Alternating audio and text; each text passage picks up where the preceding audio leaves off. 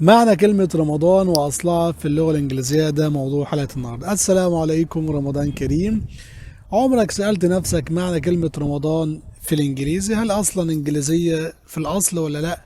تابع معايا الفيديو الصغير ده عشان تعرف الإجابة. في اللغة الإنجليزية رمضان تستخدم زي ما هي بالظبط، زي ما بنقولها بالعربي بنقولها بالإنجليزي، بس الفرق اللي احنا بنغير الحروف بتاعتها. وطبعا رمضان بيشير لشهر رمضان اللي احنا بنصوم فيه، اللي هو رقم 9 في التقويم الهجري. رمضان is، نقولها بقى بالانجليزي، رمضان is the 9th month of the Islamic calendar. طيب هل كلمة رمضان بقى انجليزية ولا لا؟ في الحقيقة لا.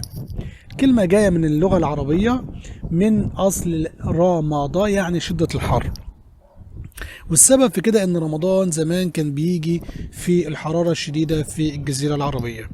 نشوف جمل نستخدم فيها كلمة رمضان بالانجليزي. Muslims fast during رمضان، يعني يصوم المسلمون خلال شهر رمضان. رمضان is a holy month for Muslims، يعني رمضان شهر مقدس لينا، وفي تهنئة معروفة أو مشهورة بنقول لبعض رمضان مبارك.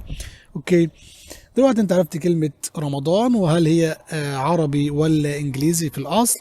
تقدر تكتب لي بقى في الكومنتس أي كلمة اتجنست، خدوها جنسوها عندهم ولا لا، تعرف ولا لا. شاركني في التعليقات وما تنساش تعمل اللايك والشير، ورمضان كريم. السلام عليكم.